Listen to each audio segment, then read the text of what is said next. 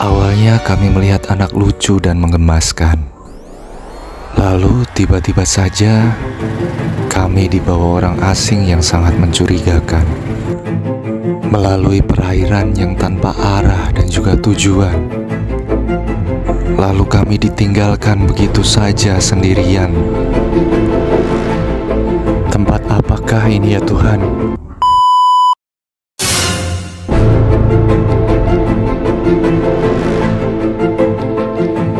Adakah dari kalian yang tahu di mana keberadaan Random Channel saat ini sekarang?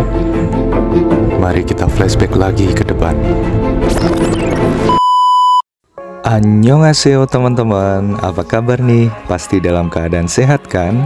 Ayo, yang lagi sakit, tingkatkan lagi semangatnya. Karena semangat adalah imun booster yang paling baik untuk kita semua. Saatnya kita bahagia lagi teman-teman dengan jalan-jalan virtual. Jadi, selamat datang kembali di Random Channel. Kali ini kita akan menjelajahi Kabupaten Semarang. Kita akan melihat masyhurnya Rawa Pening. Apakah masih menarik untuk kita kunjungi? Bagaimana legendanya?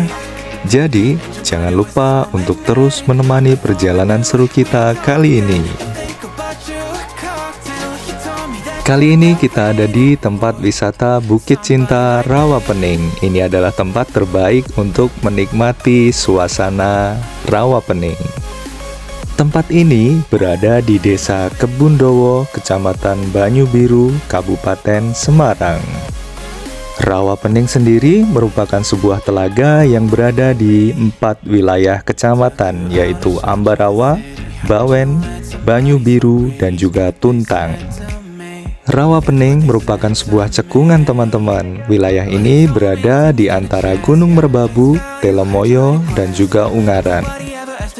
Kawasan seluas 2,6 hektar ini semakin terlihat cantik setelah direvitalisasi Kementerian PUPR. Revitalisasi berlangsung selama Mei 2018 sampai dengan Desember 2019. Kabarnya, biaya revitalisasinya mencapai 69,5 miliar teman-teman. Yuk temenin kita bakal puterin seluruh areanya, kita bakal lihat seluruh fasilitasnya dan juga keramaiannya. Nanti kita juga bakal berlayar ke tengah rawanya. Pergi ke Rawa Pening pasti tidak lepas dengan legendanya ya teman-teman. Ada beberapa versi legenda yang beredar di masyarakat luas. Namun kali ini kami akan menceritakan versi langsung dari juru kuncinya. Pada sebuah masa, hiduplah seorang gadis cantik bernama Dewi Ariwulan. Dewi Ariwulan hidup di sebuah desa bernama Desa Aran. Saat ini Desa Aran menjadi wilayah Gedong Songo. Sementara di wilayah lain bernama Desa Ngasem hiduplah Ki Hajar Selokantoro yang mendirikan sebuah padepokan. Dewi Ariwulan merupakan anak murid dari Ki Hajar Selokantoro. Pada suatu masa diadakan sebuah acara besar di Desa Aran. Dewi Ariwulan diutus untuk meminjam sebuah pusaka kepada Ki Hajar Selokantoro. Ki Hajar Selokantoro kemudian meminjamkan sebuah pisau. Sebelum kembali ke Desa Aran, Dewi Ariwulan diberikan pantangan untuk tidak memangku pusaka tersebut. Namun karena keteledoran Dewi Ariwulan, pisau tersebut lupa dan diletakkan di pangkuannya. Dalam beberapa waktu kemudian, Dewi Ariwulan menyadari pusaka yang dipinjamnya hilang. Ia sangat ketakutan. Tapi dengan rasa tanggung jawab, ia kembali ke padepokan, menceritakan kepada gurunya dan bersiap menerima hukuman. Ki Hajar Selokantoro mengatakan bahwa pusaka itu tidak hilang, namun masuk ke dalam rahim Dewi Ariwulan dan ia akan mengandung. Dewi Ariwulan yang masih gadis khawatir tentang anggapan warga Desa Aran karena kehamilannya tanpa seorang suami. Lalu Ki Hajar Selokantoro memerintahkannya untuk pergi ke Alasewu yang bernama Sumowono. Hutan ini menurut beberapa bukti adalah wilayah di atas Candi Gedung Songo. Sementara Ki Hajar Selokantoro akan bertapa ke lereng Gunung Merbabu. Di hutan Sumowono, Dewi Ariwulan bertemu seorang kakek tua. Oleh kakek tersebut, Dewi Ariwulan dibawa ke wilayah gua di samping Sendang Rogo Jembangan, yang saat ini bernama Sendang Kali Bening. Di gua ini, Dewi Ariwulan melahirkan seorang ular yang bisa berbicara. Ular ini kemudian diberi mahkota sumping dan juga kelintingan, dan diberi nama Baru Klinting. Lambat laun, ular Baru Klinting mempertanyakan siapakah ayahnya.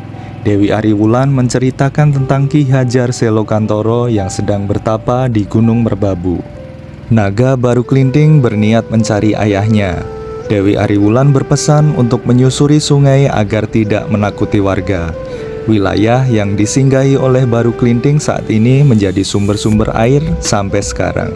Apakah Baru Klinting ini naga air ya teman-teman?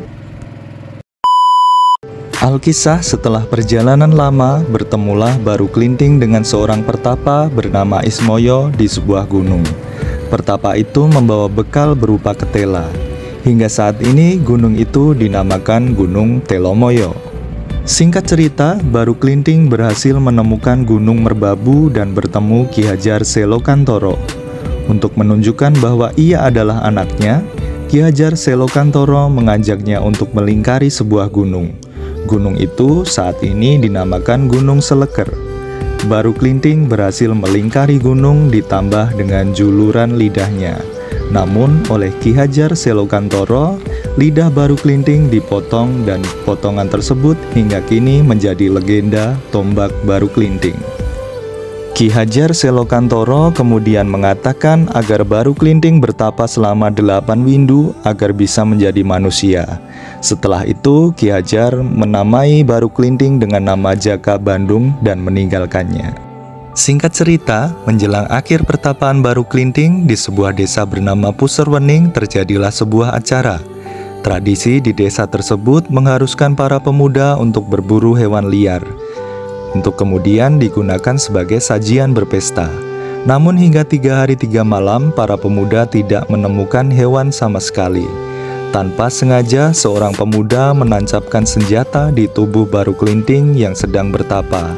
Para pemuda begitu bergembira dan kemudian memotong tubuh ular tersebut untuk berpesta.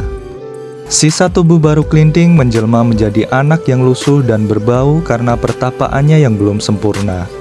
Anak Baru Klinting mendatangi desa yang sedang berpesta.